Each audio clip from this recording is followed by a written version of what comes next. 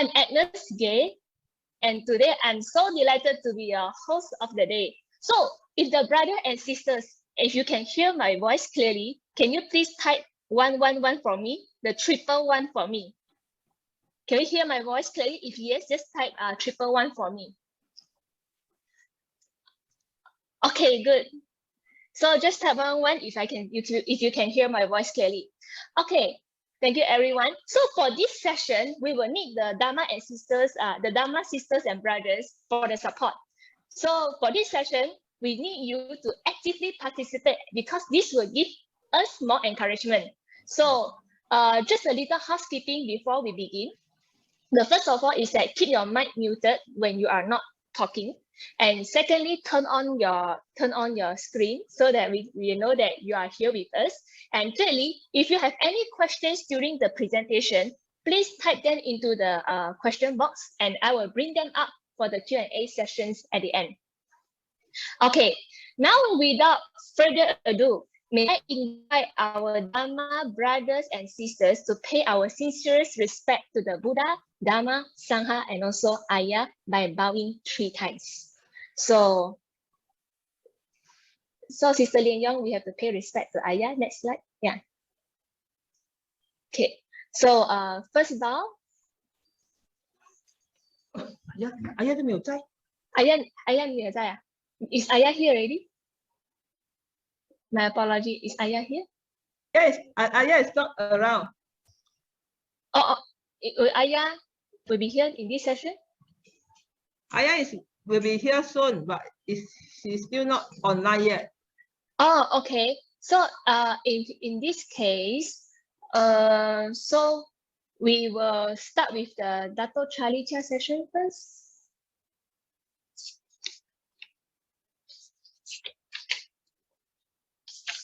Okay, because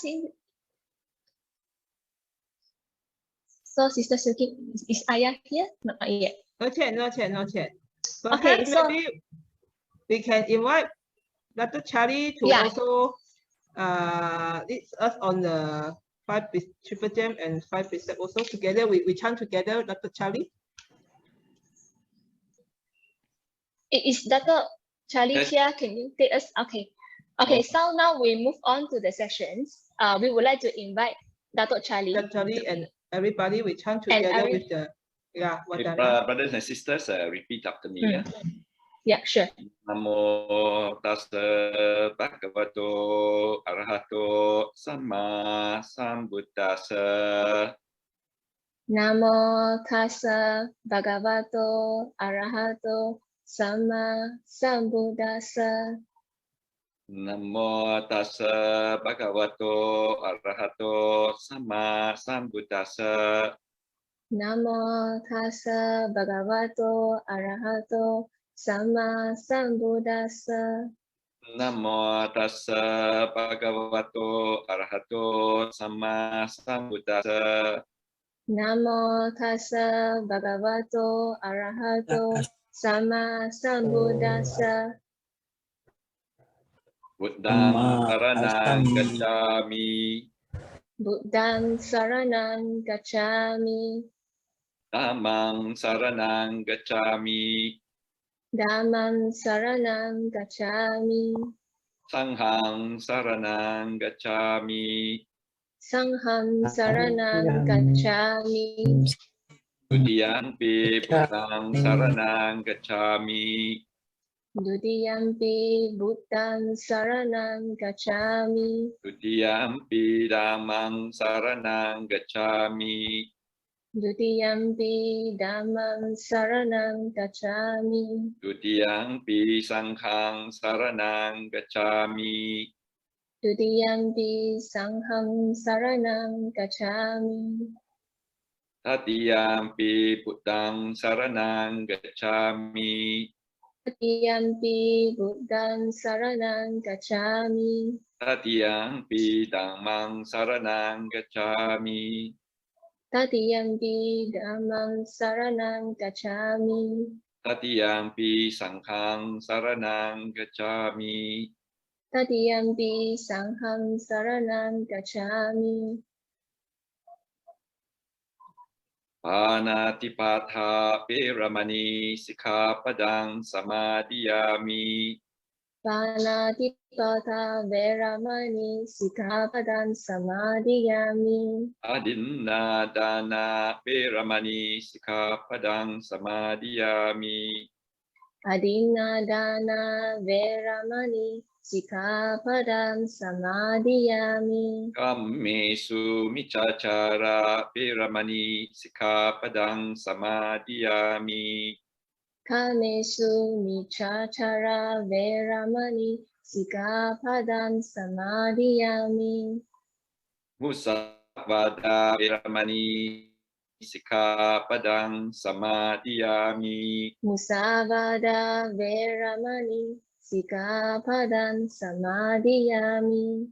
Sura Meraya Majjapamadatthana Veramani Sikkhapadang Samadhiyami. Surameraya Majjapamadatthana Veramani Sikkhapadang Samadhiyami. Sadhu, sadhu, sadhu. Sadhu, sadhu, sadhu. So thank you, Dato' Charlie. Okay, brothers and sisters, we always aspire that Ariya Day will evolve to become the meaningful platform and supportive learning platform for all of us. By learning the wisdom of Buddha, we can find the practical ways to improve our lives in terms of wealth, happiness, love, success, difficulties, and so on. As such, through this platform, I encourage all of you here to voice out your feedback and experience to us from time to time. So for this session, in the previous session shared by the Datuk Charlie, we learned that how to generate wealth as an entrepreneur. And we also learned the 3 types of the wealth seeker, how to calibrate our mindset to perceive wealth, and also the right livelihood ways of generating and accumulating our wealth. So personally, I find that these are the very good and practical guide for us to learn how to run the business by applying the Buddha's wisdom. And also, I also find that the previous session sharing by the Dato' Charlie was very powerful and inspiring. If you agree, please type yes to us. Please type YES yes to agree that the sharing by Dato' Charlie last week was very powerful and inspiring. Okay, so now let us invite Dato' to continue inspiring us with his insightful sharing about wealth. So Dato', can you start with your presentation? Thank you, Dato'.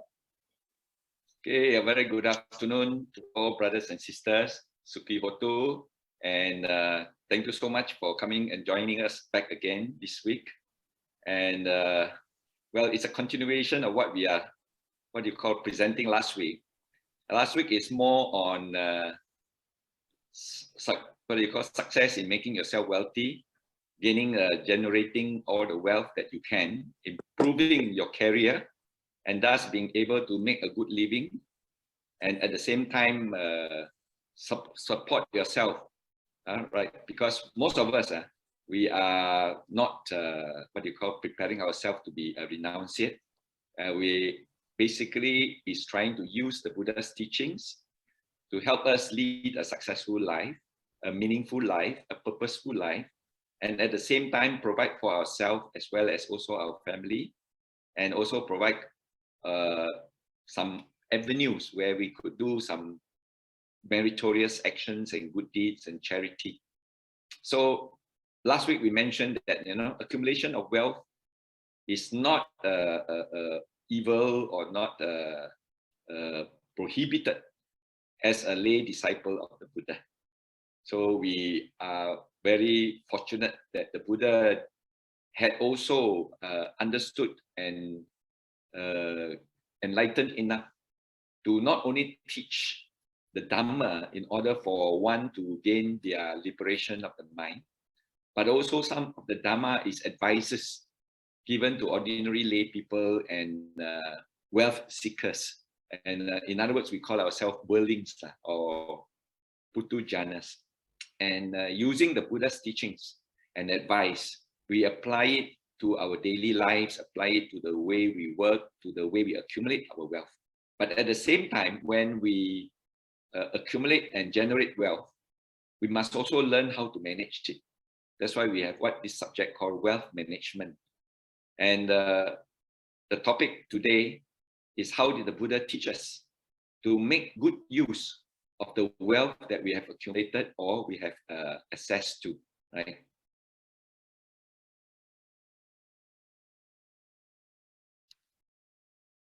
And we all are aware that poverty is suffering. Whether you like it or not, we cannot live without having some means and also some money in order to survive in this world. Because everything, you need to pay for it. You need to pay your bills. You need to pay for all the necessities. And at the same time, even the basic necessities, and you are humble enough to only just focus on basic necessity, you still need to have a level of accumulation of wealth in order to be able to afford yourself and then bring you out of poverty.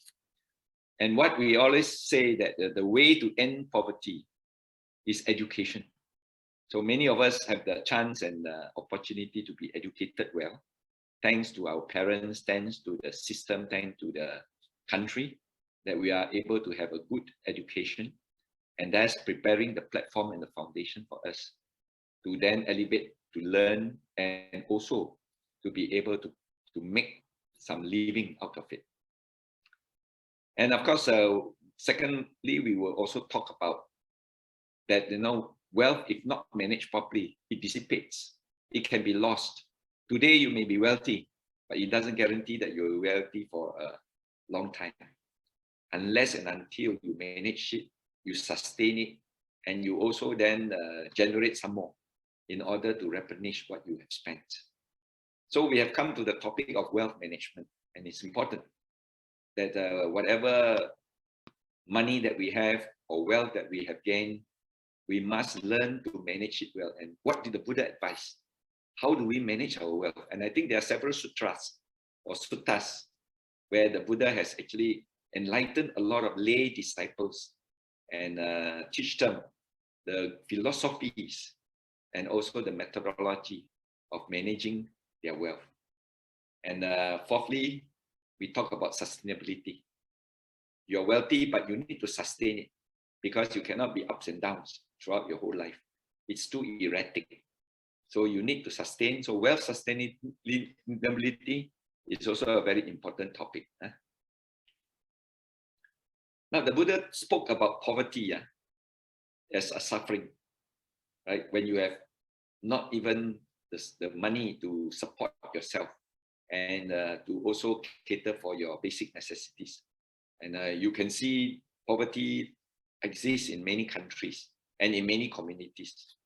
So we must learn a very good skill, engage ourselves in a very good trade, and then eventually be able to make some wealth out of it and to support and sustain ourselves. So poverty can be overcome if every one of us knows how to earn the living.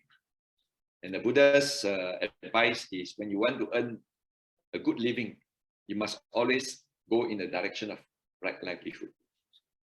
So poverty will continue to plague us now. And if we continue to live our life with habits such as not being ambitious, not disciplined, and not industrious, then we are going to lose our wealth very fast. At the same time, whatever poverty that we have been getting out, we might sink into poverty again if we are not careful. Now, living life without creating wealth and building reserve is actually not what each one of us should aim for. We, as lay disciples, we must also have a purpose to support the sasana, so that there will be many people who will then be able to come into the contact and also get the benefit from the treasure of the triple gem. Now, falling into debts due to your lifestyles and gambling and so on is not what is encouraged, because debts always brings a lot of mental anguish and suffering. Lastly, of course, spending beyond your means and overcommitting. In this age of reliance on credit cards and also a lot of loans that we take in order to be able to own and possess items, this eventually can lead us to overindulge. And then at the same time, you overspend. And when you overspend beyond your means, the income is not sustainable enough to support the huge spending that you are engaged in, then you will have a lot of difficulties and you will sink into debts. And debts brings the downfall of people, right? So wealth is well managed. If not well managed, is actually dangerous, right? And it's important to understand that the Buddha saw economic stability as very important in man's happiness. Many a times you notice that even husbands and wives, when they quarrel, and often than not, is over money. And the what you call the ambitions to make more money, to have more greed, and thus not being able to manage it well, can lead into a lot of trouble. And that's why some people say wealth is evil. But if you do it correctly, it's actually very helpful to our lives. Now, he saw that man's natural desires and propensities are such that wealth provides you a lot of ample scope for all these propensities to surface up for you, and then you can indulge. So for this, the Buddha reminded us that we must be watchful over our craving. A craving towards money or craving towards wealth. And he said, lakko, atito tahadaso. The world is never satisfied, and you will ever be a slave to your craving. And craving is the one that is causing all the dukkhas. Because remember, what causes dukkha is the three great craving. Craving for existence, craving for non-existence, and craving for sensual pleasures.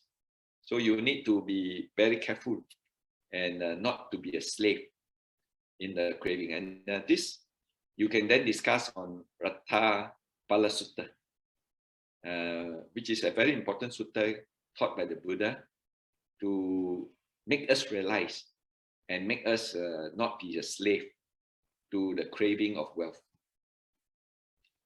Na kahapana vasena titi kamesu vichati. Not by a shower of gold coins does contentment arise in sensual pleasures. So even though you may be sleeping on a heap of gold coins or wealth, and you don't have contentment, then you probably have sensual pleasures, but at the end of the day, leading you deeper and deeper into the pit of suffering. And this is found in the Dhammapada. Okay. So the danger of wealth is that there are few people who are, what do you call in the world, that when they acquire lavish wealth, they became intoxicated and heedless. That means to say, the more money they make, the more they want, the more they want, the more money they make. And there is an endless pit that you keep on going. And it leads from one trouble to another because the tension and the stress, the fear and the doubts exist in the mind. And what is our aim in learning the Dhamma is to try and pacify our mind, keep our mind calm and peaceful, and at the same time reduce our craving. So don't become greedy for sensual pleasures, because sensual pleasures based on wealth are fleeting and temporary. So it will not last. When the wealth disappears, so will be your sensual pleasures. And then also at the same time, when you are wealthy, don't trample others. Don't ridicule others, and also don't mistreat other beings. And this is a very important advice given by the Buddha in the Appaka Sutta, right? So for economic stability and well-being, the Buddhist answers to wealth generation and wealth management are very well expounded by the Buddha in the Vihara Sutta. Now, in that sutta, D.I.G confessed to the Buddha that he enjoys life thoroughly. And he wanted to know how he can continue to accumulate wealth and yet stay happy. So he said, we householder like to support lots of wives and children. We love to use the finest cloth from Benares, the best sandalwood, and then deck ourselves with a lot of garlands and flowers and cosmetics. And we also use a lot of gold and silver. And when we are so indulged in this, D.I.G asked the Buddha, what will bring about happiness in this life as well as in the next by involving in this? So the Buddha in the Uttana Sampada mentioned that skillful, efficient, energetic, and the production of wealth through skill and earnest endeavor. Wealth that comes from no skill, wealth that comes from just luck will not last.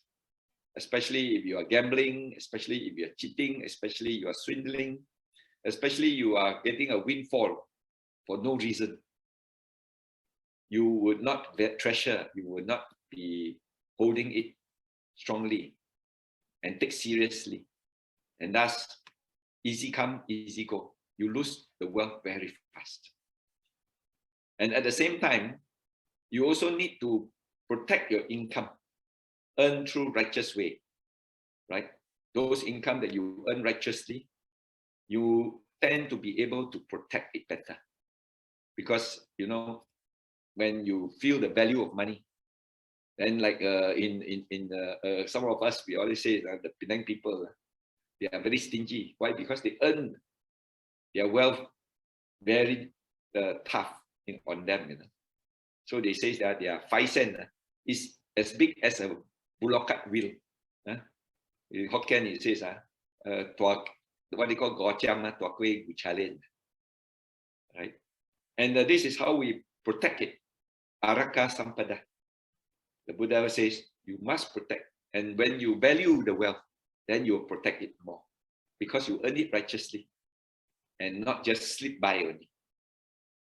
At the same time, you know, you must have a good and faithful and virtuous and helpful friends, kalayana mittas, who will advise you, who will, what you call, sort of like control and guide you so that you don't fall into bad habits.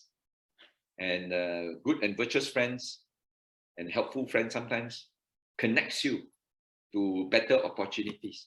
We call it the guanxi, or even networking. And when you have that kind of good friendship and good collection of friends, good friends, they protect you, they don't destroy you. Because sometimes when you, what you call, when you are wise, always try to associate with the wise. Buddha says, try not to associate with the fools, because fools are those foolish people who will try to accommodate you, but at the same time try to squeeze you and swindle you. So very valuable networking must be established in order to protect your wealth. So make good friends and also sincere friends, and try to avoid any foolish friends. Right? And fourthly, of course, you must live within your means. Now, I think in this age of credit cards, you thought by just swiping the card and paying for it and then enjoy it and then you pay later. That means you enjoy now and pay later. It's going to get a lot of people into debts. And I believe most of you would know that when the banks declare a person bankrupt, most of the cases are actually credit card cases. And so when you have a hold of a credit card, always remember the Buddha's advice that have you got the means to pay your bills, to pay all the, what you call the monthly bills that is going to come, and the interest is very high. So you must be totally aware and then manage it properly. So cash flow management, sama jivikata, is also a very important advice given by the Buddha.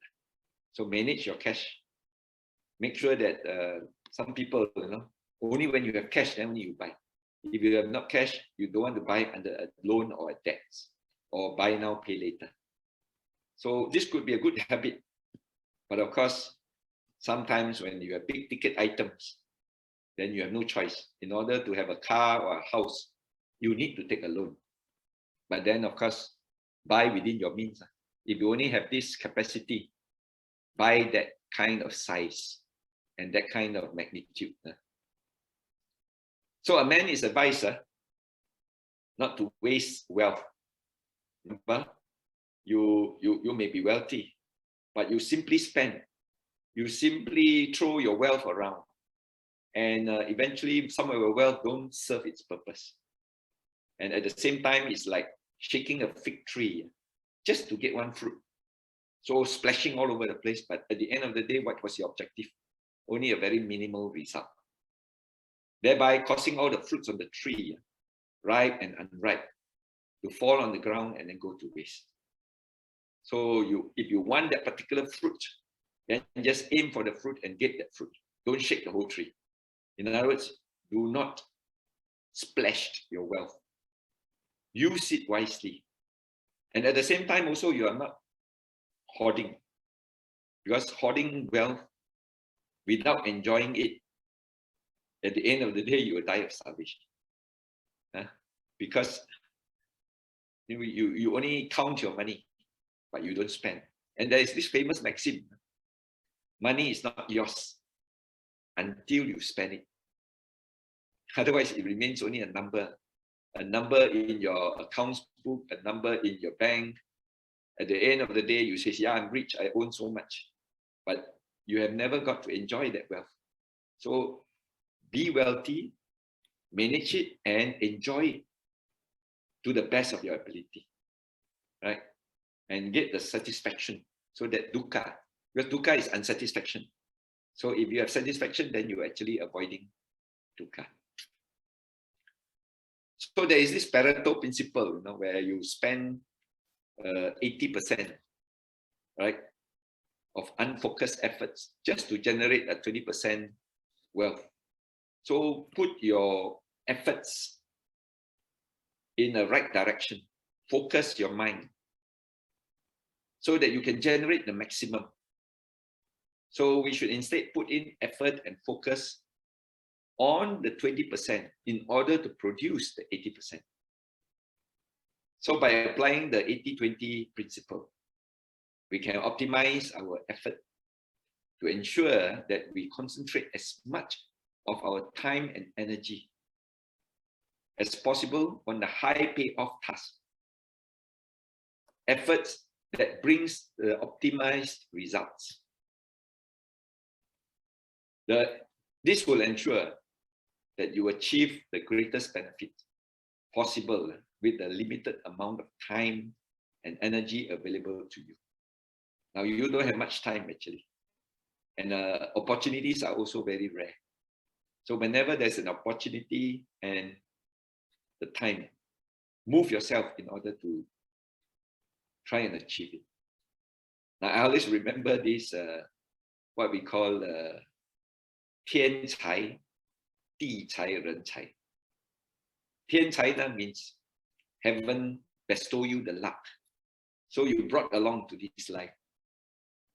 地才 means the conditions that will enable you or give you the opportunity to actually tap on that heavenly luck in order to prosper. But even if you have the 天才 and 地才, conditions are right. The 天才 is following you from what do you call from the heavens, or even from your previous life. That's what we all Buddhists say. Your karmas, your good karmic seeds that you brought along. But if you don't have 人才, effort to move forward, to go and take that opportunity and then work towards that direction, that remains only a 天才 and the 地才. You don't benefit. So you must have the combination of 天才, 地才, 人才. So when these three are in sync with each other, then that is when your efforts will become fruitful. So learn to generate your wealth in this manner, and at the same time sustain it through using the wealth that you have to seek out further opportunities so that it will grow. Remember, we talked about how to grow your wealth, how to invest, and subsequently I'm going to talk about what the Buddha advised in the 4 quadrants, we call it. Now, there are 6 channels where you can lose your wealth very fast. So what are the 6 channels for dissipating wealth? Number 1, indulgent in intoxicants. You drink, you lose, you become drunk, and you have heedlessness in your mind. And when that happens, you get cheated, you get swindled, you lose, you make wrong decisions, and you are never focused because you are intoxicated or addicted. So once that happens, you can lose your wealth. So in order to have a sane mind, in order to have a healthy and sane mind, avoid intoxication. And that's why our 5th precept, if we are observing our 5 precepts well, the 3 precepts ask all of us to try and abstain from any consumptions or any involvement that makes you addicted. Addiction is important. That means you lose your heedfulness, you become heedless. So sometimes people will say, no, I just have a glass of wine to go with the food. Or that one is not with the intention of intoxication. It's actually a supplement to the food. And ladies who are in confinement, they had this rice wine cooked with ginger. And all these are actually meant to better your health and also to improve your focus. But if you indulge and intoxicate and become addicted, and if you don't have it, you will feel very helpless. Then that is the breaching of the precept. And when you have indulgence like this, you are going to have difficulties in focus and in being able to manage your wealth well and also to generate further wealth. Second, of course, is sauntering in the streets at unseemly hours. That means lepak everywhere. And until late at night, you doesn't come home until it's past midnight. You need to have enough sleep.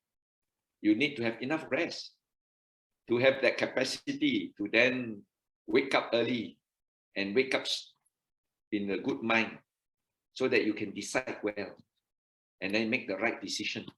And that right decision will then lead you to prosperity. And that, we say, the reason why we are encouraged to avoid from hanging around, doing nothing. That is one of the reasons for us to avoid and thus prevent ourselves from falling into difficulties. Third, of course, is when you are indulged in theatrical shows. I believe many of you watch what you call series or streaming from the Netflix, and then it becomes episodes. And some of them 30 episodes, 40 episodes, and you can watch whole night, right? And you do not know how to space yourself. You practically get indulged, and you frequent, and you lose your sleep. Your eyes get swollen, and the next morning you wake up, you have a hangover. So again, we say, when you frequent this kind of things, then you probably have not the right frame of mind. Remember, prosperity comes when your mind is focused, when your mind can make the right decisions. And then, of course, fourth is indulgence in gambling. They always say that gambling is also an intoxicant, because once you get addicted, then it's intoxication. And when you lose, you want to win back, and you keep on playing. But remember, when you have a mahjong game and you play mahjong all the time, some days, of course, you win. Some days you will lose. But actually, at the end of the day, when you calculate the whole, what do you call, debts, you find that you lose more than you gain. There are a few times you gain, but most of the time you lose. If you go to the casino, you lose also as much more than what you have won.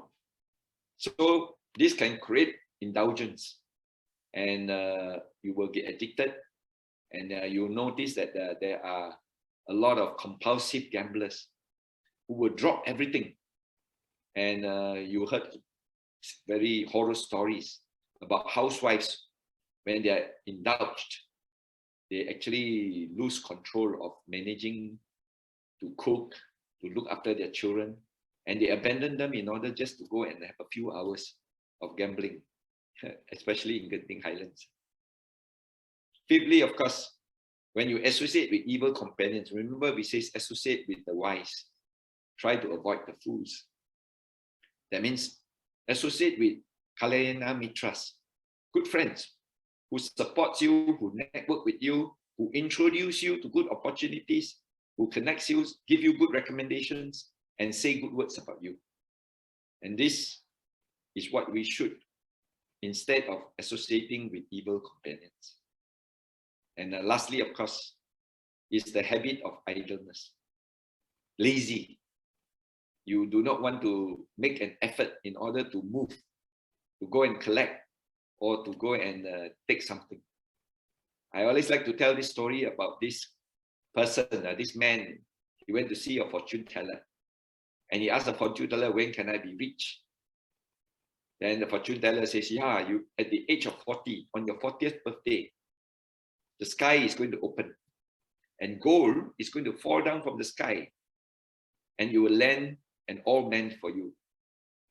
So true enough, on his 40th birthday, he went out to the main door and he looked at the sky, and true enough, the sky opens and gold started falling from the sky, and it landed in front of his house. And then he thought to himself and says, if this gold are all meant for me, it will come into the house for me. I don't have to go out and collect it. So he sat at the door and he waited for the gold to actually move into his house. But unfortunately, when gold are in the public place, because the road is a public place, so one by one, the passerbys will collect and take it away. And as they take it away, the gold becomes less and less and less. And poor friend, he's still sitting at the door waiting for the gold to come into the house.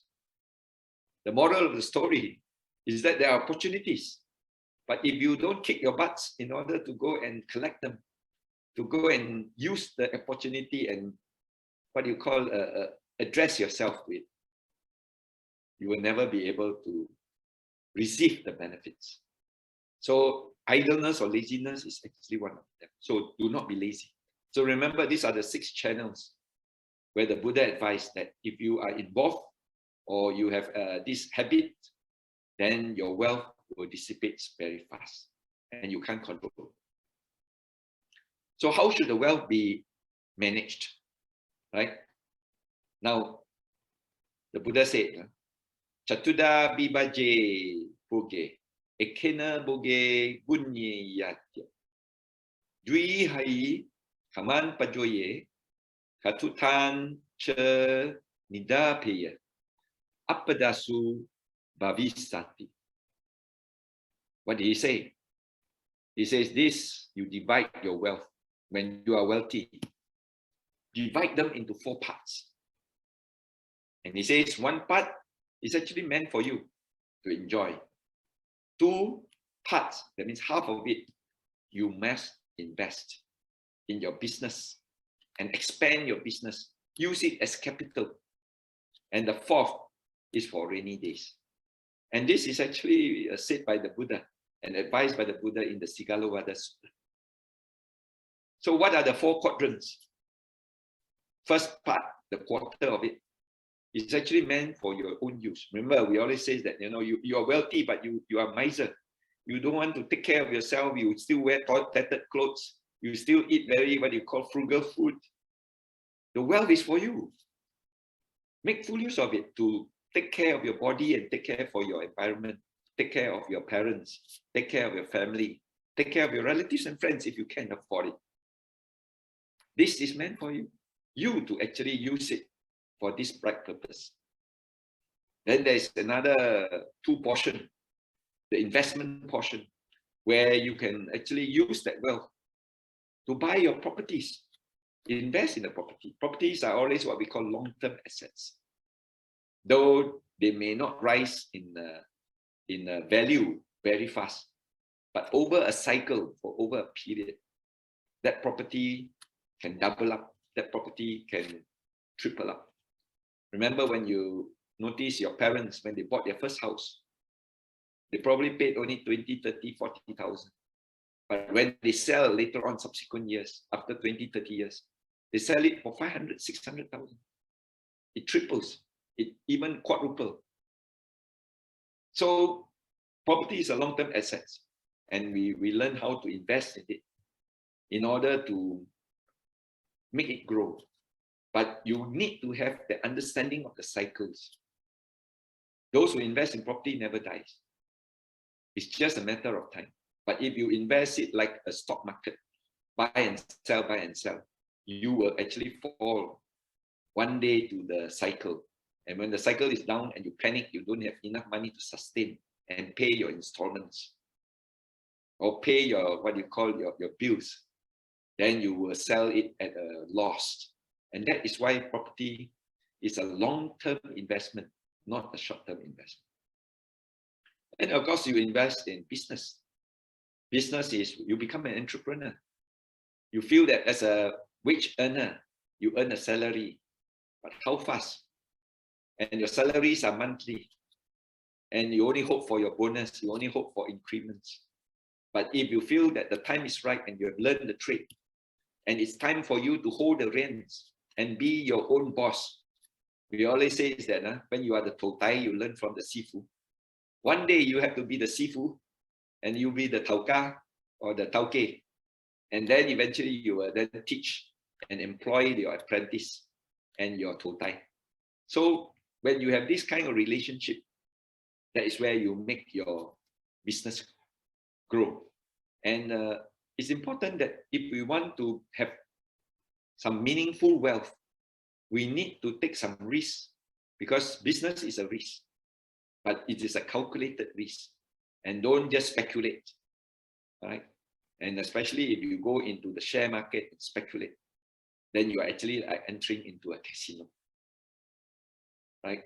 So shares is good if you are able to study, analyze, and then have the confidence that this share is a good buy, but not because someone tells you that there is something going to happen and you speculate. What if it never happens and the price collapsed and you lose everything?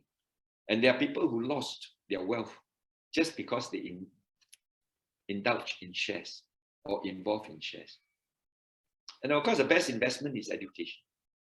And not only do you invest in your education, where you go and upskill, enroll yourself for a further course, a master program, a doctorate program, or even extra diplomas in certain skills, or even joining some vocational training and learning the skills of how to repair things.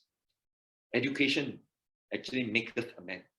So it is important that we keep on educating. And not only do we educate ourselves, the best inheritance, the best legacy that you can leave behind for your next of kin or offspring or your children is to educate them well. And the education will then almost like what you call, instead of giving a fish to a man, you actually teach him how to fish. And if he knows how to fish, he will eat for life. But if he eat a fish, then he can only eat for 1 or 2 days. So not only do you invest your wealth in this kind of areas, you also need to invest in your spiritual development. So that is when you support the sasana, support the temple, support by doing a lot of charities and accumulate a lot of meritorious deeds and karmas, and then using them to pacify our mind, rejoicing in all these good deeds that you have done, and then be satisfied and have a happy mind. And it is this rejoicing of punya that we can transfer to our departed relatives. And it is also this rejoicing that we share with the devas and deities, as well as also to our friends.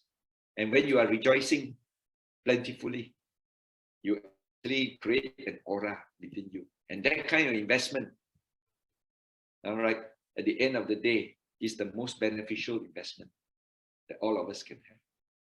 But then, of course, you need to reserve at least a quarter for savings on standby, ready for the rainy days, because the other investments you may not be able to liquidate fast enough when the crisis happens, when the what you call the rain starts to come down, and that your umbrella is very important. And that umbrella is your savings and your FDs, your insurance, and even your what we call trust that you accumulate. So you need to have some of this in certain form of savings which can liquidate fast. You go to the bank and just withdraw, and then eventually you can use things for a purpose. So the usage of wealth or earnings is that you must use it for yourself. Use it for your food, use it for your clothing, use it for your many needs.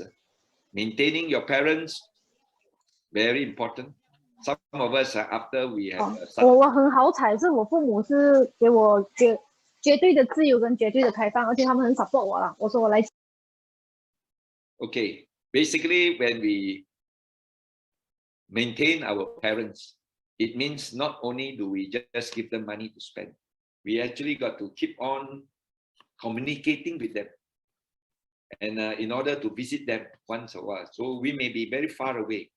We may need to fly in order to visit. At least make a trip once a year, twice a year, 3 times a year. Invest in this kind of, with your wealth that you can, right?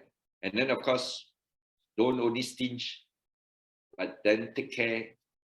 Make sure that your wife and your children and your husbands, they are all provided for, including even your servants.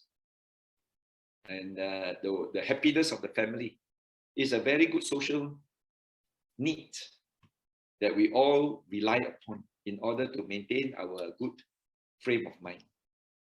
And then, of course, wealth are always very important for emergency. Not only do we get the rainy days, it is illness. We must be able to save enough to take care of our illness. Especially many of us who are already aged. We are 60 and above. We are supposed to be golden era, senior citizens. But what is our major expenditure? It's actually medicine. It's actually hospitalization. So if we do not have that kind of savings from the wealth that we have accumulated, then we are in for trouble. That when the time comes, we do not have that capacity. And of course, wealth with a purpose, like I mentioned very much in the earlier talk, is that you must have the ability of the surplus to help others, to provide for others, and to lighten the suffering and dukkha of others. So we must treat your relatives, treat visitors with hospitality, offer alms in memory of your departed, because your departed relatives, they don't need you to burn a lot of paper, what do you call video machine and TV and burning a lot of bank accounts and money. They need your rejoicing in your mind so that you can transfer that rejoicing to their mind. And thus, when they dwell in that happy thoughts and rejoiced thoughts, they are then free from their suffering. And that's how you alleviate the suffering of your departed relatives, if they are born in the unhappy realms. Right? And of course, deities who have been supporting you, your guardian angels, your guardian devas, they support you, and you can actually reciprocate by doing some meritorious actions and rejoice, and then invite them to partake and share in that rejoicing. That's why we call it sharing of merits. Your departed relatives is transfer of merits. They are 2 separate, what you call actions. But you still need to have the modal in order to share or to transfer. And the capital is the wealth to be able to do some meritorious action. And then you eventually able to do the transfer and sharing. And of course, lastly, we say that, there's 2 things you cannot escape: death and tax. So you cannot escape death. So therefore, you must prepare yourself and make sure that you have good mind at the last moment, so that when the death comes, you are prepared and you are in a good state of mind in order to take birth in another realm. And the other one, of course, while you are still living, you have to pay your taxes. Tak boleh lari punya. There's no statute of limitation. You have to pay tax even if you owe it 10 years ago, 20 years ago. So there are two things you cannot escape: death and tax. So these are all found in our sutta, Pattakama Sutta, where you, if the opportunity, study and then go verse by verse, you will learn a lot from there. And the story behind how this advice came about. So the Buddha advises a lot on cash flow management. That's why in the Vyagapajya Sutta, he says that the householder, if you know your income and expenses, then you will lead a balanced life because you know how to balance it. Yeah, so that you don't overspend, neither do you accumulate too much and at the end of the day gone to waste. So you are neither extravagant nor miserly. So knowing that your income will stand in excess of your expenses all the time, but not your expenses in excess of your income. So you don't spend beyond your means. Okay. And of course, in the Kula Sutta, when the Buddha talks about sustenance and continuity, because we always say that, you know, wealth within the family cannot last 3 generations. That means to say the first generation works very hard, accumulate. The second generation sustain it, and of course spend on it. The third generation, he doesn't see the value of it and squander it off. So cannot last 3 generations. So it is very important that we don't look for things that are lost, right? Don't repair things that are forgotten old. Then you are immoderate and waste a lot of food and drinks. And you place a woman or a man to take charge of your, what do you call, your family, and then he or she squandered it off. So these are the things that you have to be watch out for. So in every case, a family cannot hold on to its great wealth if you do not take care by placing the right people and also doing recycle and also not wasteful. So in every case, you can hold on to your wealth if you always look for things that are lost and try to recover them back. Repair if it is old. Don't just buy new things all the time. Some things can be recycled and some things can be repaired. Use them. And then be moderate in your consumption of food and drinks. A lot of us, you go to China, I think, because of their accumulation of wealth in a too fast a pace, they actually don't value it. So they order lots of dishes. You go to China, when you have dinner with them, you can see they order just to show off. So a big array of food on the table, but they hardly pick on them. So at the end of the day, where's the food go? It goes to waste.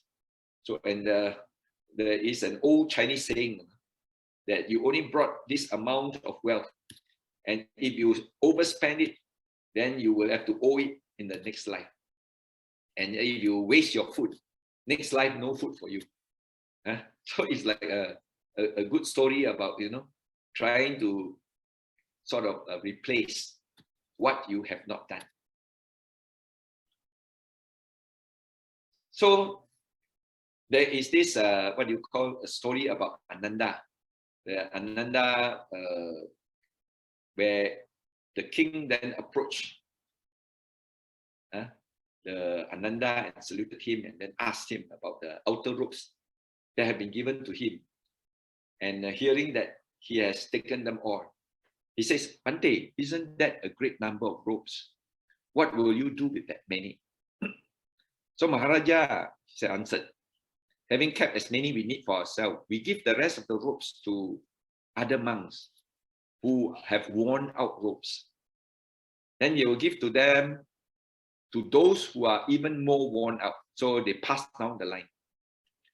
So after the robes have been worn out, what do they do with it? Then they will make cover sheets. Use it as cover sheets so that they can lie on it. And what will they do with the old cover sheets? Oh, then they will make floor sheets, carpets. And what would they do with the old floor sheets? Then they say, okay, we make it as a foot towel. So that piece of rope can continuously be used for different purposes. And finally, of course, when they have no more use and they are so tattered and on, you can cut them into small pieces, mix them with mortar, and then make a wall plaster and use it for reinforcement for the wall plaster. So, Bante, although this much has been given to the master, we note that there's nothing lost. So the king was so inspired that he had another 500 pieces brought to Ananda's feet so that Ananda can use it and recycle it all the time. So that tells us a story that, you know, every item has its many use, and don't just throw it away. And but don't hoard lah. A lot of people, you do a lot of hoarding.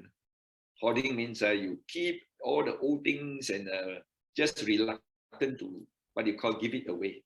Give it away to some people who might have use, or do a garage sale if you have to once a while, so that that item which is in your storeroom can be of use to many others. So of course there are many suttas that I have already gone through with you the last lessons. So maybe you will be able to go through again. I won't repeat them. Basically, all the suttas are there, right? And I think with this, too much of what do you call suttas to deal with.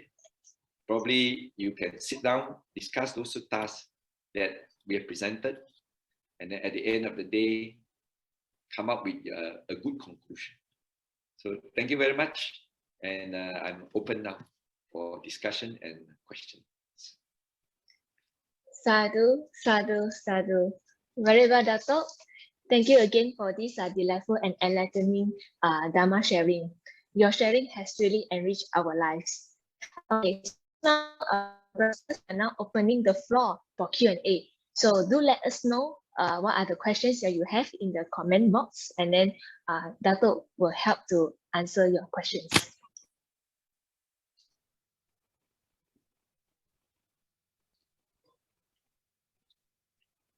Any questions?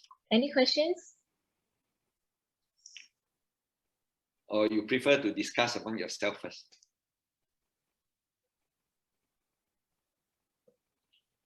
Okay. If in this case, so right now, thank you, Datuk, for your sharing.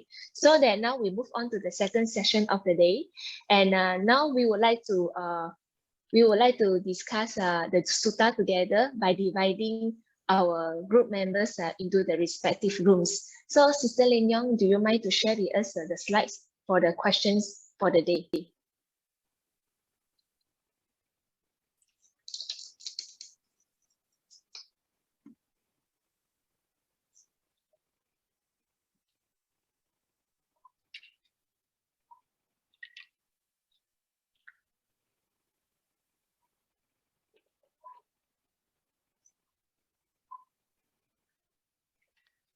Okay, very well, brothers and sisters. So today there are 4 questions that we have to discuss together. The first question is, what did the Buddha teach us on how to make good use of wealth?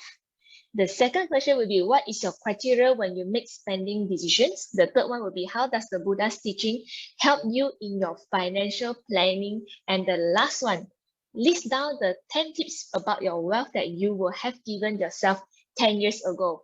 So that so this is the questions that we have for the day, and then brothers and sisters, and then we will come back here to have a presentation, and Sister Lin Yong and Sister Suki will now assign everyone into the respective rooms, and then we will invite Ariya, if she's here, and also Datuk Charlie to snoop around in the 3 breakout rooms and join in whenever the group that they wish.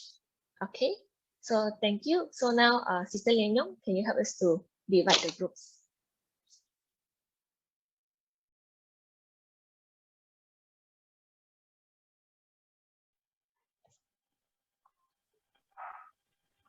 So everyone is back to the main session. So now this is the most exciting session, is the presentation sharing. Okay, so now for the first group, I would like to invite Brother Brian to represent the group one to do this group presentation. So Brother Brian, are you ready? Yeah. Okay, here you go. Good afternoon, Ayas Manggala, Datuk, Charlie, and everyone. My name is Brother Brian Tan. We have discussed among our groups, and I'll be representing our group to present on behalf. Okay. So the first question is, what did the Buddha teach us on how to make good use of wealth? So the answers are from the suttas. First one will be Anguttara Nikaya 4.61, which is the worthy deeds. So it's one who makes himself, parents, wife and children, slaves, workers and servants happy and pleased and properly maintains them in happiness. And then the second will be, we have to make provisions against the losses that might arise from fire, floods, kings, thieves, and displeasing heirs. Third one would be, you have to make 5 oblations to relatives, guests, ancestors, the king, and deities. Lastly, the fourth will be establishes an uplifting offering of alms to those ascetics and Brahmins who refrain from intoxication and heedlessness, who are settled in patience and mildness, who tame themselves, calm themselves, and train themselves for Nibbana. Yeah, this will be a very noble deed. Second is Anguttara Nikaya 5.227, which is also similar to the first point, with the addition of friends and companions. Third, the AN 10.91, the foremost, the best, the preeminent, the supreme, and the finest is one who enjoys sensual pleasures, who seeks wealth righteously, without violence, and having obtained it, makes himself happy and pleased, and shares the wealth and does meritorious deeds, and uses the wealth without being tied to it, infatuated with it, and blindly absorbed in it, seeing the danger in it and understanding the escape. Lastly, will be Anguttara Nikaya as well, 5.41, which is similar to the 5.227 on the second point. And also from the Pata Kama Sutta just now shared earlier, and we'll be treating guests and relatives as well. Second question is, what is your criteria when you make spending decisions? From our discussion, the first will be, we'll ask ourselves, is it a need or is it is it a necessity or is it a want? A lot of times we tend to buy things that is more towards a want rather than a necessity. I found this very true for myself when the COVID happens and MCO started. I faced a lot of difficulties in my work. I basically was almost jobless and my pay cut was a lot, about 85% from my normal pay, actually up until now. So from there, then the question of is it a necessity or want will keep on popping in my mind. And then the second is adequate money. Do we have sufficient money when we actually want to buy that? We want the thing, but however, we have to ask ourselves to not spend above what we are able to earn. Third is focus on personal usage. Is it a need or necessary to spend it? So after learning the suttas, does it comply to the utilization of wealth? So we have to allocate certain amounts to ourselves and then our parents, and also to dana for the meritorious deeds, which have been discussed earlier on. Fourth will be when utilizing of wealth, not only on oneself, but on others as well. There is a more profound and long-lasting happiness, which is less dukkha, which we will experience if we are doing dana on other people. And number 5 will be taxes. Just now, Datuk said, we have to pay our income tax. And then also, in view of this, also the property rentals, a lot of people, they tend to miss this out. So we have to pay the rentals that we get from property rents. Otherwise, we might have break the second precept, which is the adina dana, must pay this tax. So no longer fear of the government coming after us or going to penalize us. A lot of people, they avoid taxes, then they might not sleep well at night because they have done something wrong, so they might scared the income tax personnel will one day come and find them. Okay, next is making offerings to deities. We pray and ask for something, so we have to make offering as well. We pay respect so that they will take care of us. Lastly, we make offering. We in another word, we kind of renounce letting go of our attachment of wealth.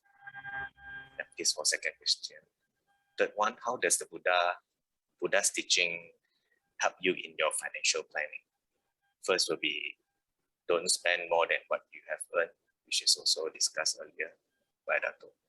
And then second is avoid the four dissipation of wealth, which is namely womanizing, drunkenness, gambling, and bad friendship, bad companionship, and bad companionship. Then four quadrants will be, one part is to spend on ourselves, which is personal, and then two parts on the business and expansion investment. And then lastly, the last quarter will be for the rainy days and for any kind of crisis. Okay, the fourth question.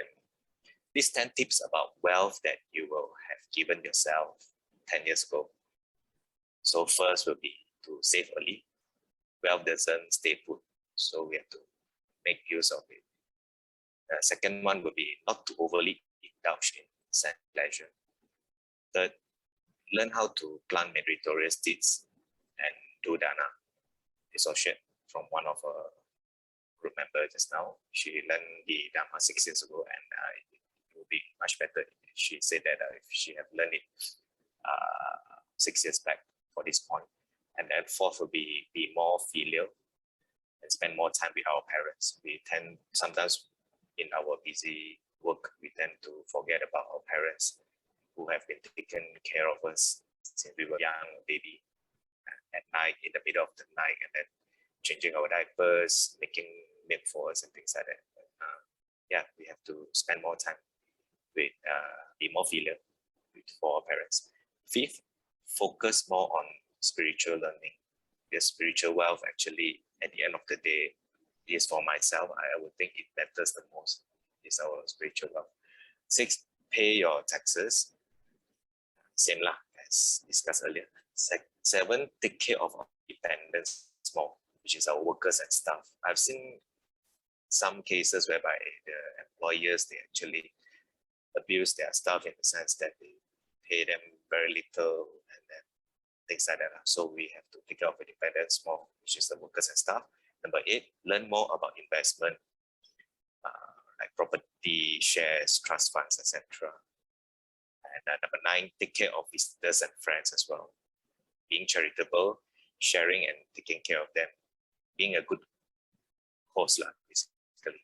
And lastly will be protect our investments, like property, to buy fire insurance, health insurance, and especially for health insurance, if we don't have the proper one, then we have to pay a lot for the hospital bills, especially when we are older and sickly.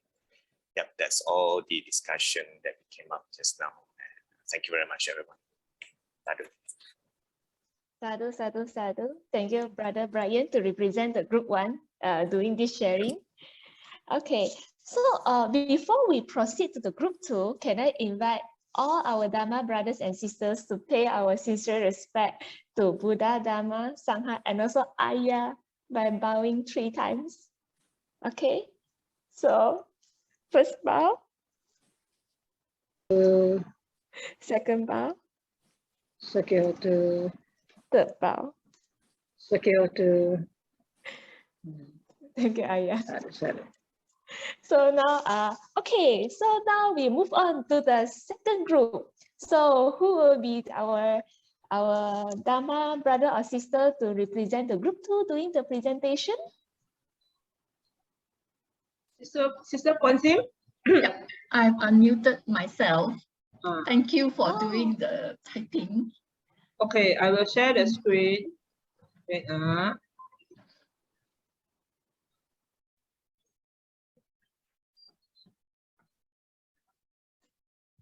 you all see? Yes. Okay, right, Sister Kwansim? Okay, good afternoon and Sukihontu to Ariya, brother Security. Datuk Charlie and fellow Kayana Mitas. Today there are only 4 of us. So the first part we were based on the one that Sis Andrea sent to us. I think the bit by bit very useful. AN 4.61 and AN 5.41. So for us, the first thing we think of is the worthy. Actually, they're the worthy deeds are the first one. Take care of family. The basic needs to have enough food, shelter, take care of the family health, and also children's education. That's the first one. Second is savings that we need to have for the future. It's not just for the current what we need now. So savings either in the form of FD or EPF or insurance protection, and then also efforts to protect our savings, and then investment. Risk appetite depending on individual and experience, and then to do charity, which is also actually under the worthy deeds, to temple, to society, right? That's for question 1. Okay, question 2, what criteria when you make spending decisions? First is it a need or want, and can I afford it? If you cannot, then it's that patience that you need to have for delayed gratification. You cannot just have it as and when you want it, right? Okay, then question 2. Question 3 is here. Okay, question 3. How does the Buddha's teaching help you in your financial planning? Okay, Teacher Puisi mentioned the 5 precepts. If we go by the 5 precepts, then what we do will not harm others nor yourself. Okay, and you will not go into things that does not help you on your way to liberation. And again, back to the 4 quadrants that Datuk Charlie was talking about just now, division. First one is for yourself, family, then extension to your friends, to your relatives, then is the oblation to your departed ones, and then to the members of the Sangha. Then the other 2 quadrants, which make up half of it, is for investments, and another quarter is saving for the rainy day. So in this one, Teacher Puisi was talking, we don't just talk of this, we need to think of short-term and long-term planning. All right, okay. Question 4, the 10 tips you've given yourself 10 years ago. Okay, first is do not overspend. That's why just now from Dr. Charlie's sharing that your income should be in excess of your expenses. Okay, then Sister Carol was talking about the 3 R's, recycle, reduce, what's the other one?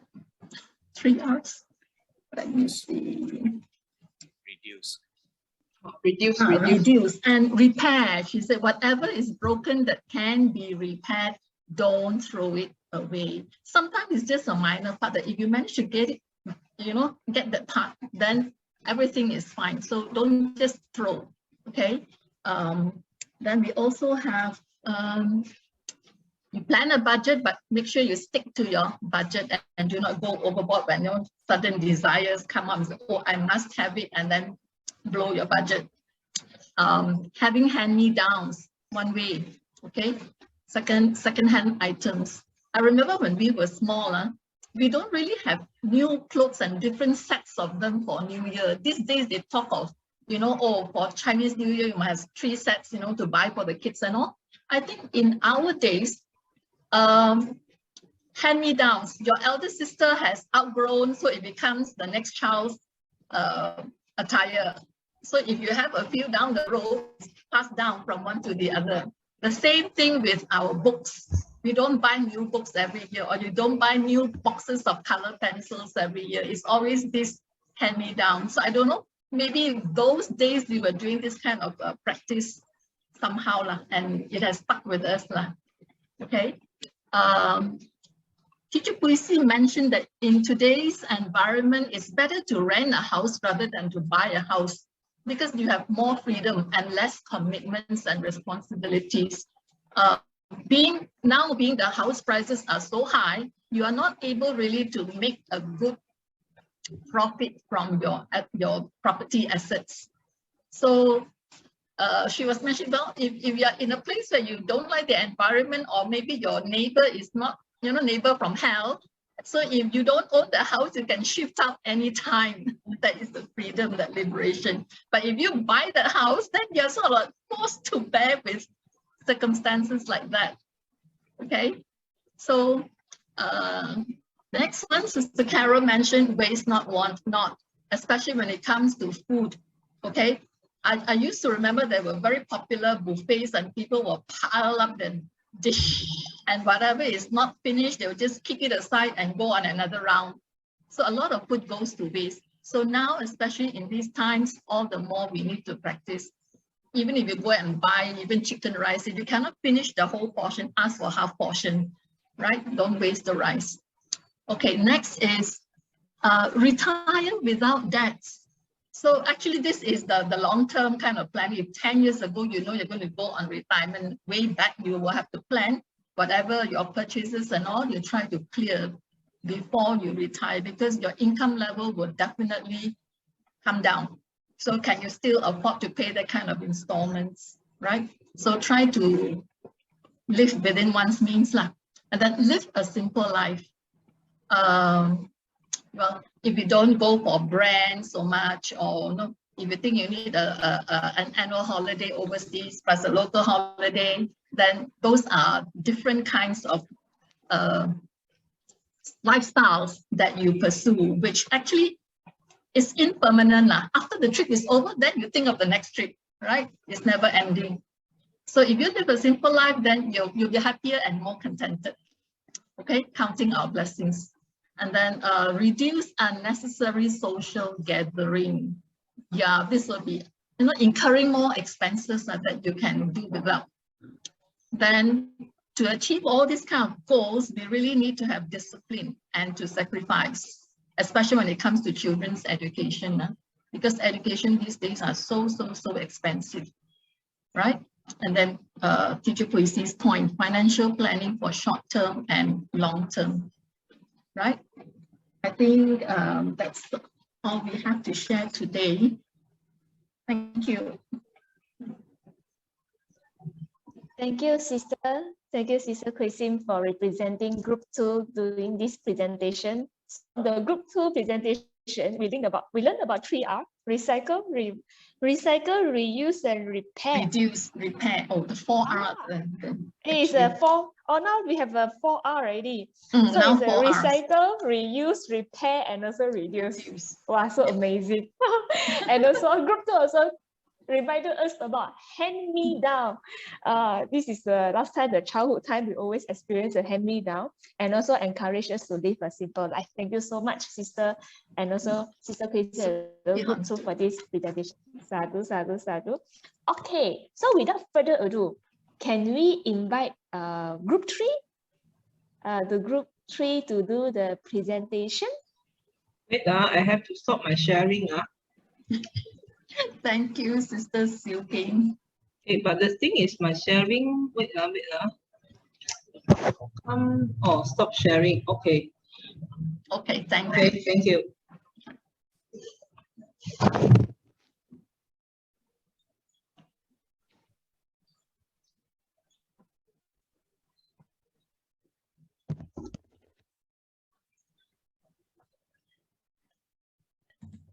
Sister Nicole.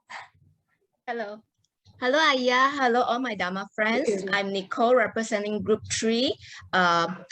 presenting the compilation from Sister Casey.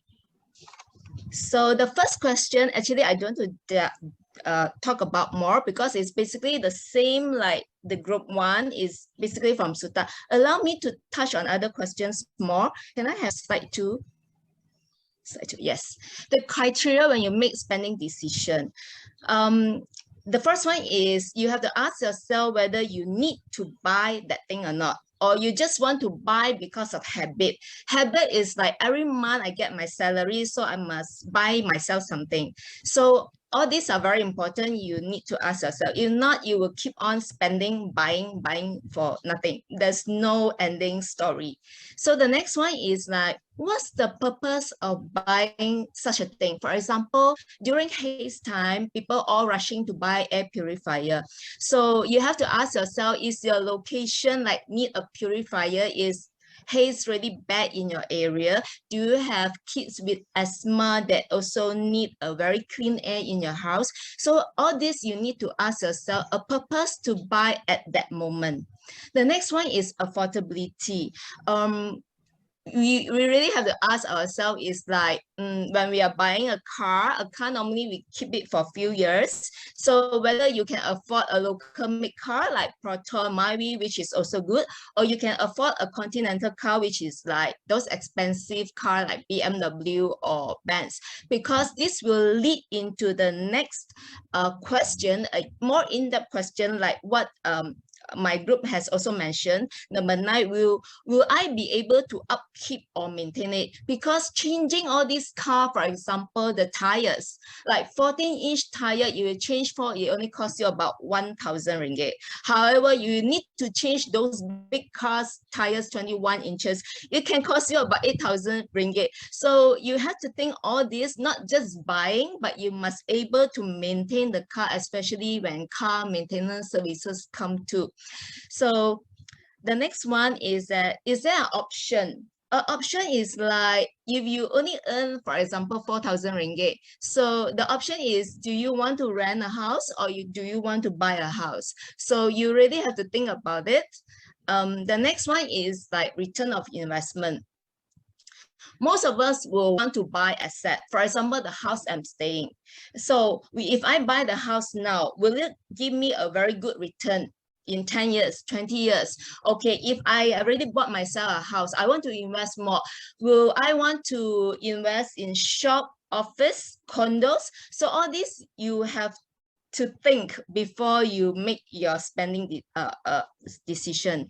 So the next one is, if I spend the money, will it make myself happy? And the person where the gift I'll give to them will be happy. Meaning if I like this handbag, I buy myself, I must be happy. However, if I buy this handbag for my mom who is 80 years old, because the trend now is pink color, I buy her a very big handbag, a pink color frozen pink handbag. You think my mom will like it? I think my mom will be angry with me and even scold me. So whatever you do, you have to think properly, okay? Even a gift to someone. The next one will be, if I spend this money, will it help me to be a better person? For example, nowadays, like due to pandemic, there are many business has changed to IT online. So if I spend the money to learn all this, will help me in my business to be a better person. So all this also criteria to us.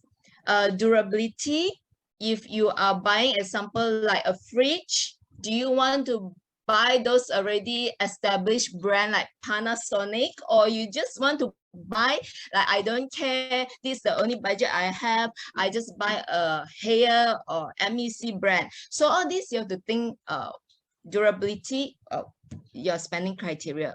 Next one is, I already mentioned, the last one is by one of our member, after so many years of hard work and have done everything for the family, I deserve to pamper myself with a bit of luxurious.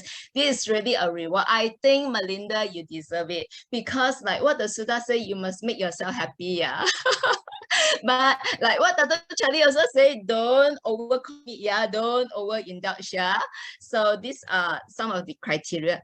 Can I have the next slide, please? Okay, the next one is, how does the Buddha teaching help us in your financial planning? Of course, after learning all this, we have to put into the test of life. We really need a balanced living, what you earn and what you spend. Like what Datuk Charlie say, the 1 quarter for yourself, the 2 quarters for your investment, your business, and the last quarter is a saving for your futures. And of course, we need to do also meritorious deeds and to avoid the like womanizing, avoid alcohol, drugs, avoid gambling, and cultivate good friendship, companionship, comradeship is very important, because if you mix with those bad people, it will give you social problem, social pressure. It will make you very competitive, unhappy. At the end, your decision of using your wealth is just to compete back. So there's no logic of buying. So all these are very important now to see who you're mixing. If you're mixing with good people, you build relationship, you might can get back like help from them next time when you're in it. So next one is make sure whatever wealth you righteously earn, you must make yourself happy, your family, even your workers, your staff, your servant, they must be happy and pleased.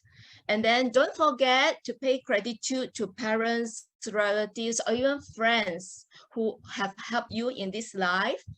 Yeah, without them, you might not be who you are today. Oh, Dhamma friends, Dhamma teachers.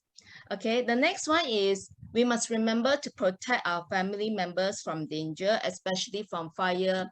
In the city now, in Malaysia, it's more on drought.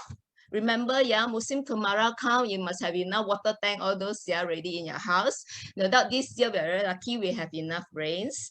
From theft, CCTV, all those gated housing is very important from our government.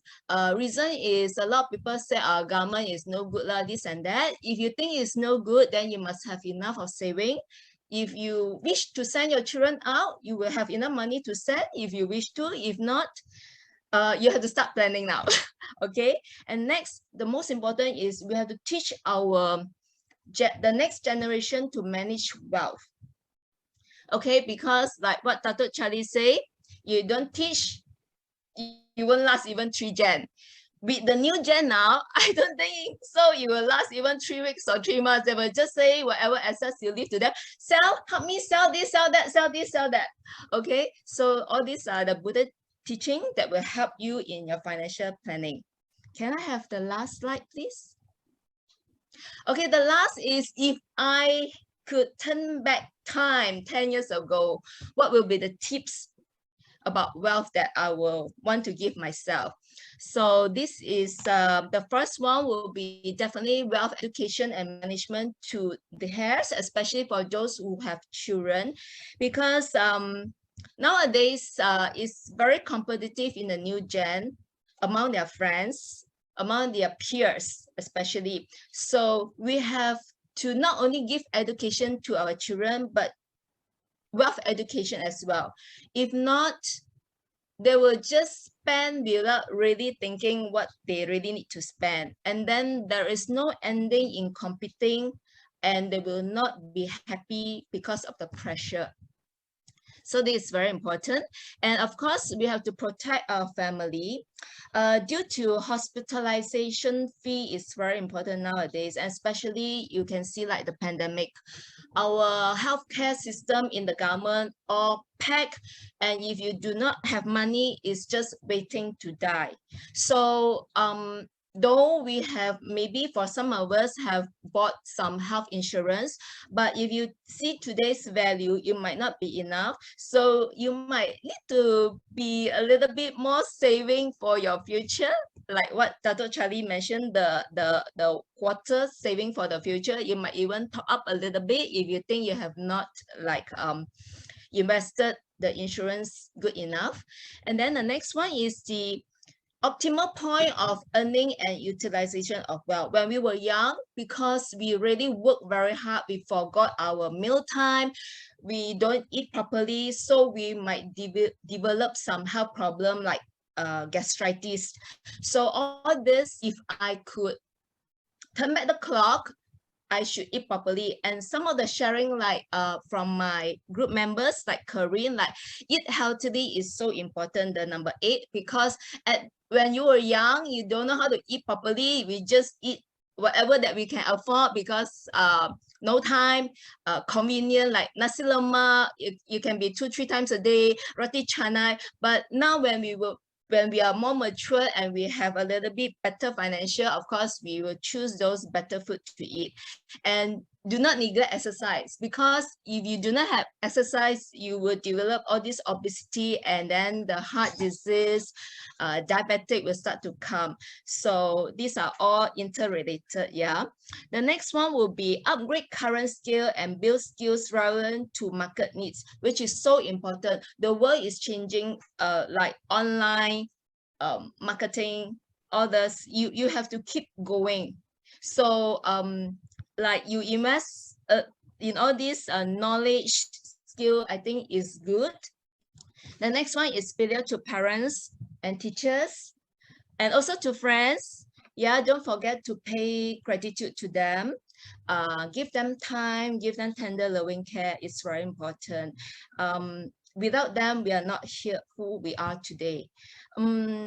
Remember to give to needy as well, donation to the Sangha, to all these people to have, we are really blessed. So we hope that we can also contribute some to those needy. Yeah, doesn't matter, must be money, knowledge, time, sharing skill will be also good enough. Okay, then the next one is serving to aesthetics. And of course, we must work hard. Even now, work hard. 10 years ago also must work hard because money is still not enough. I think that's it from my group 3 of sharing. Thank you. Thank you, yeah. Thank you, Sister Nicole. And thank you, Group 3, for this interesting sharing by giving us a lot of the very lively example, such as the handbag, air purifier, all these, those are very, very interesting to know. So basically, thank you so much for all the 3 groups sharing. So I can see that this is a very, very interesting platform, so that it helps to elevate our faith and to refresh our thinking and also renew our knowledge towards wealth. And it is so encouraging to learn so many different perspectives presented by the different by the different groups. Okay, so now we move on to the Q&A session. We are now opening the floor for the Q&A. So brothers and sisters, we have Ariya in the room. We also have Datuk Charlie in the room. So do you have any questions about wealth? Do feel free to voice up your questions.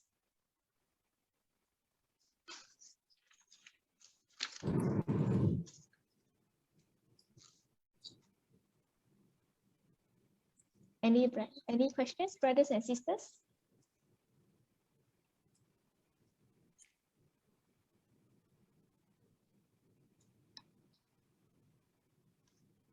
Okay. Yes, Sister. Hold on. Yes. Yeah. I have a question for Datuk Charlie. Yeah. Sure. On Datuk, you have mentioned that the 6th way of dissipating wealth. One of it is a few of them is like don't go out at night, and don't go out at night. Let me see. And don't indulge in too much of the theoretical audit, theoretical and all this enjoyment of like probably movies and all this. But my question is, in today's modern world, we don't really have to go out on to be outdoor to do this.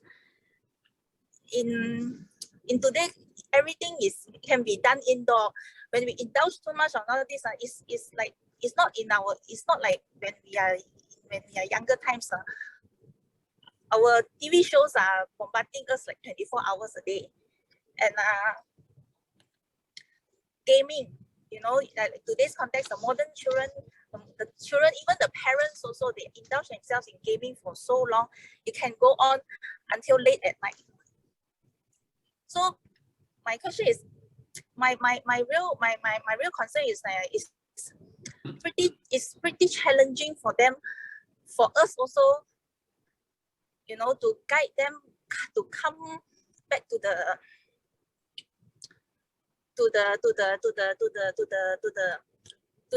right path, because you know all these are happening non-stop. You know, the indulgence and all this you know, for all this sensual pleasure are bombarding us really out of control, I would say that.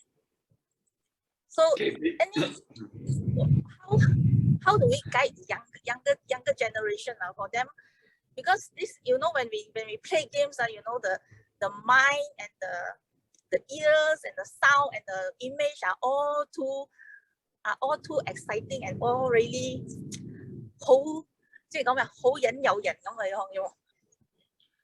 Okay, just to answer you very very simply, you know, indulgence doesn't mean you must go outdoor. Even indoor also you can indulge. Agree? So at the same time, when what do you call, you are too involved in doing things which may not bring any fruits. So in other words, we are more concerned about time management. And when you engage yourself in certain chores or certain pursuits or certain work that you do at home, it has to, what do you call, bring benefits, rather than idling and doing things which, you know, we can be watching TV whole day, we are also indoors, but that is indulgence.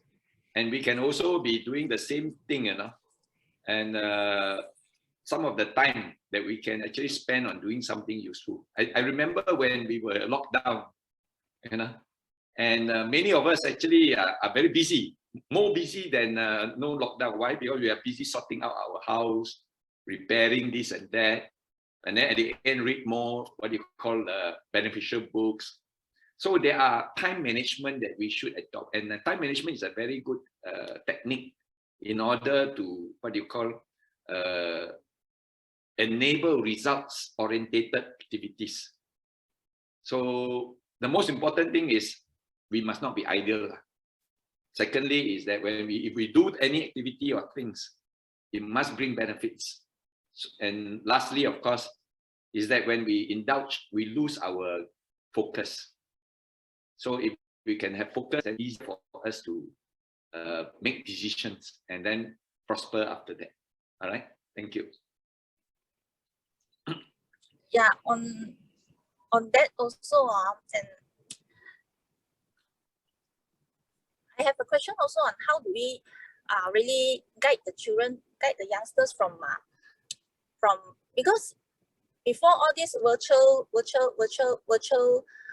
condition, virtual situation, whenever you have friends, you know, we can see face to face on the whoever that you know, the children mix.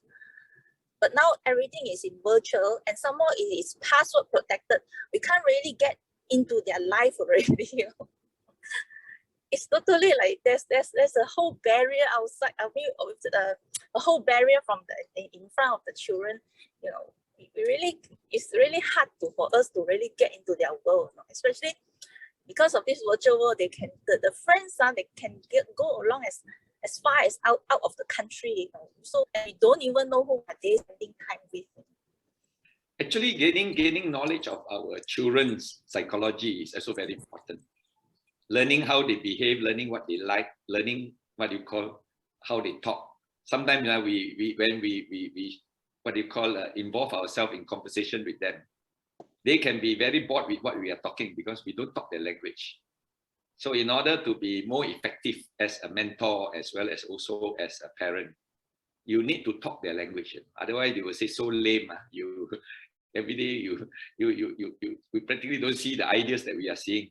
So we need to adapt and bring ourselves to a certain psychology. So learning psychology is important. It's like now I want to communicate with my mother at home. I have to talk her language now, because she belongs to another generation where the ideas are all very different. So many times, you know, you need to bring yourself to that psychology. And then as they age, their psychology also starts to change. So people have age psychology, all right? Okay. Thank you, Datuk, for answering the questions. So there's another questions from the ground posted by Sister Jun Lee is about how do we manage wealth with inflation nowadays? Hope Datuk can help us to answer these questions. Well, when times comes for inflation, then we cannot have too many of some things. We just have to, manage the quantity. Because when everybody lower down their demand, right? The question of economics is there. There's less demand, more supply, price will come down. So when we talk about demand, and at the same time, when the price goes up, you still demand for the same amount. So the question is, if the price is too expensive, then try not to rely on those expensive things. Go on the cheaper, what you call more simpler, more cheaper, and the more expensive one, you demand less. So I think that's the only way to adjust yourself to inflation. Okay, well noted. Okay, this is the last question from the ground. The last question posted by Brother Chris. When investing in stocks and cryptocurrencies, how do we know if we are speculating or participating with wisdom? It's very important to know that when you're investing, are you able to analyze the risks and the benefits? If you are not able to analyze and see it, then you are actually gambling. You're actually betting. You're actually investing in something which you have no control over the outcome. So the idea is that you must have knowledge about what you are investing in. You know, in the early days, we say that in the stock market, the moment the housewives are in the market, you better get out. You run away. Why? Because the market is going to collapse, because everything is speculation already. And here is where we have to say, in investment or trying to make your money grow, you need to look at what are the risks, what are the benefits, and what are the gains, and subsequently analyze the product that you are investing in. And the more you know, the better you are. The more informed, then you will make calculated risk, or what you call minimized risk. And that is how investment become more secure. Okay. Thank you. Thank you, Dato, for this Q&A session. Thank you so much. Okay, so that's the end for our Q&A session. So may I now invite Ariya to say a few words on our topics today. Thank you, Agnes. So I think today we have all deliberate very well on the topic, how we can use our wealth. If we truly reflect about our life, what we need is actually very little, right? To live, we need only 4 main things, right? Food, and a bit of clothing, shelter, and when sick, some medicine. But today in our world, when we live, we can see that, of course, as we have family, then we need to earn a living to support them and to bring about that peace and harmony. I think I like just now some of the groups are presented.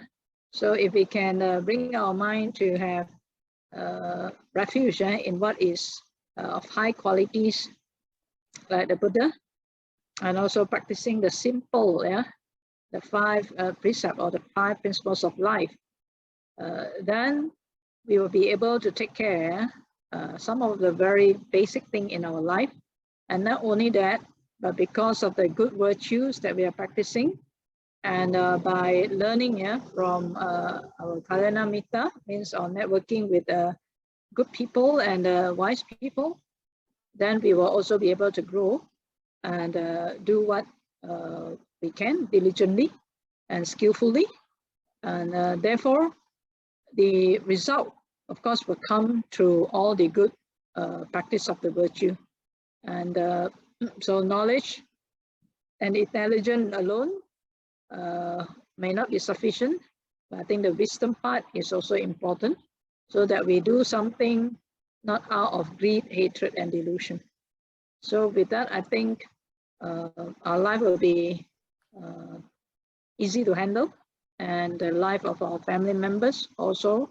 We need that family planning, not just have family, but also must also have family planning. And I think taking care of parents and children and wives, husband, once we have a family, it's our duty and responsibility. But as long as we can be able to practice, the 5 principles of life, and we'll be able to help them and help ourselves. So in the Dhamma's way, I think if we can look at it, whatever that we need actually is very simple, and whatever extra that comes or result that comes to our good virtues, you can say is bonus. So you'll be happy all the time, because why? Your need is taken care, and you have extra to give to families, to relatives, friends, even to the society, the country, so that will lead us to progress. So how we use our fund or money, I think is very important. And at the end, of course, knowledge, skill, who do we associate, it is helpful for us to progress. And never, I think importantly, because our modern situation is when we are very young, we are already taught to spend more than what we earn. So we have to be very careful. Even like children nowadays, parents give them credit cards and everything. And so the financial, I think education is very important for our younger children. So like for parents who have children, now is a time where we teach them, and don't just feed them, but teach them. That's why I think Datuk Charlie also mentioned, don't teach them, don't just give them the bread. They say fish, but don't just give them the bread, but then teach them how to make bread. So then they can take care of themselves, and in that sense, when they grow old, they can also take care of you. Otherwise, when they are young, you have to take care. When they become adult, you also have to take care of them. They become old, you are even older, still you have to take care of them. So there's a lot of dukkha. So wealth is needed for our sustenance, but at the same time, we must learn to spend it wisely, and so that it brings well-being for oneself, family, and for the many.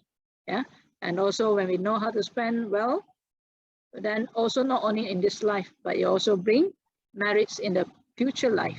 And of course, when we have again quite sufficient, we must know how to spend time to develop our mental wealth, spiritual wealth, and that will help us to live more fruitfully and confidently. And when we have to live, then we can live peacefully. So I think that's about it that I'd like to share with everyone.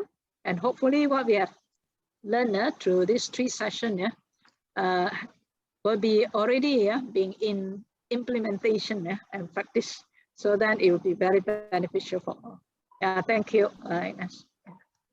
Thank you, Ariya. Sadhu, sadhu, sadhu. Thank you, Ariya, for enlightening us with your Dhamma sharing. Okay, so may I invite all brothers and sisters to thank Datuk Charlie for his sharing with us today. And also thank you so much, Datuk. And also thank you, Ariya, for your Dhamma sharing. And also now I would like to invite all brothers and sisters in paying respect to the Buddha, Dhamma, and Sangha, and also Ariya by bowing 3 times. First bow. Secure. Second bow. Secure. Third bow. Secure. Ariya, may we kindly invite you to lead us in the sharing of the merits to close today's session. All right, so let us rejoice with all the time spent together to deliberate on how we can practice the Dhamma. So having the knowledge and skills, and also having the kind thoughts to improve ourselves further. So may all this merit continue to pave way for you to grow in strength, in a confidence, and in all your right effort to abandon what is unwholesome and unskillful, and to cultivate all the wholesome states, skillful states, and all the virtues. So be able to have higher knowledge and higher wisdom to penetrate into the profound truth that leads to the ultimate happiness and liberation. May this merit also inspire all your family members, relatives, and friends to also seek for what is true, and also to increase their virtues and to bring peace and happiness for themselves and for others. I'd like also to now share this merit with all the Devas and Nagas of mighty power, all the Dhamma protectors and all the guardian deities, including your own guardian deities and the guardian deities of Ariya Vihara and the surrounding, whether terrestrial or celestial. We also dedicate this merit for the spiritual well-being of your departed relatives, teachers, friends, and ancestors. They do it in the usual manner in the Pali version. Akasatha cha bhummata devanaga mahitika punyam tang anumoditva irang rakantu loka sasanam irang rakantu desanam irang rakantu mamparanti etata jamme Sambatham punya sampadam sappe deva sappe satta sappe bhuta anumodantu sabba sampati siddhya idam primina punya kammena mame bala samagamo satang samagamo hotu Yavani panapatya devo vasatu kalena sasa sampati hetucha pito bhavatu lokocha raja bhavatu dhammiko idam me nyatinam hotu sukhita huntu nyatayo Idam me nyatinam hotu sukhita huntu nyatayo Idam me nyatinam hotu sukhita huntu nyatayo Sadhu Sadhu Sadhu Sakyoto. Thank you, Sukhiyoto, Ariya. Ariya. Thank you. So, brothers and sisters, just a quick reminder, our next session falls on 19th of December 2021, which is 2 weeks later, the Sunday. Also start from the 2 o'clock until 4 o'clock, the same, will remain the same Zoom link. And also the session 4 will be, according to the Buddha, what are the 4 types of the happiness that wealth brings? Okay, so as usual, we'll use the same Zoom link, and please check the study materials in the Google Classroom next Monday onwards. So we do hope that you have gained knowledge and has been inspired with today's talk. Once again, thank you everyone for attending, especially Datuk and also Ariya. I'm Agnes Gay. I'm wishing you all have a great day. This is again the Ariya D program. Thank you and have a wonderful Sunday. Thank you. Thank you. Sadhu. Thank you. Thank you. Thank you.